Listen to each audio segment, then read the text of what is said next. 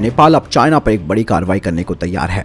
नेपाल के प्रधानमंत्री शेर बहादुर देउवा अपने भारत दौरे से ठीक पहले चीन को बड़ा झटका देने की तैयारी कर रहे हैं। शेर बहादुर देउवा ने अमेरिका के मिलेनियम चैलेंज कॉर्पोरेशन की पुष्टि करने पर जोर दिया है। उन्होंने कहा कि 50 करोड़ अमेरिकी डॉलर का कार्यक्रम नेपाल के राष्ट्रीय हित के खिलाफ नहीं है। देउवा का यह बयान ऐसे समय पर आया है जब चीन अपने कर्ज का जाल बन चुके बेल्ट एंड रोड प्रोजेक्ट को नेपाल में लागू करने के लिए एड़ी चोटी का जोर लगाए हुए है। साथ ही अमेरिका के MCC कार्यक्रम का कड़ा विरोध कर रहा है। नेपाल के PM देउवा ने सभी राजनीतिक दलों के बीच आम सहमति बनाकर मिलेनियम चैलेंज कॉर्पोरेशन के तहत अमेरिका से प्रस्तावित अनुदान सहायता की पुष्टि करने की आवश्यकता को बताया। देउवा ने कहा कि MCC कार्यक्रम राष्ट्रीय हित के खिलाफ नहीं है। दरअसल नेपाल के राजनीतिक दल MCC समझौते के तहत अमेरिकी अनुदान सहायता को स्वीकार करने के मुद्दे पर विभाजित है, जो प्रतिनिधि सभा में विचाराधीन है। नेपाल और संयुक्त राज्य अमेरिका ने 2017 में MCC समझौते पर हस्ताक्षर किए थे।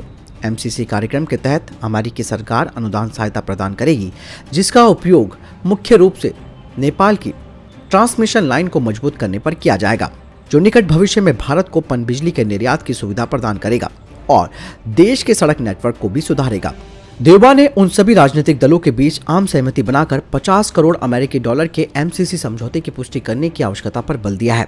नेपाली PM ने कुछ नेताओं के द्वारा व्यक्त किए गए विचार को खारिज कर दिया है कि समझौता नेपाल के राष्ट्रीय हित के खिलाफ है। उन्होंने ये कहा कि यह अनुदान सहायता है, इसीलिए MCC के राष्ट्रीय हित के खिलाफ जाने का कोई सवाल नहीं है।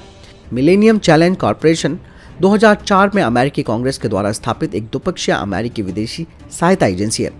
चीन पर कई आरोप लग चुके हैं कि वो MCC कार्यक्रम के खिलाफ नेपाल में विरोध पैदा करने के लिए जमकर पैसा बहा रहा है।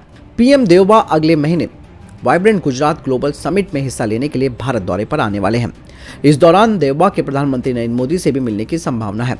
साथ ही खबर ये भी आ रही है कि यात्रा का विस्तृत कार्यक्रम अभी ज्यादा उपलब्ध नहीं है, लेकिन विदेश मंत्रालय के सूत्रों ने कहा कि देउवा और मोदी के बीच द्विपक्षीय बैठक होने की संभावना है।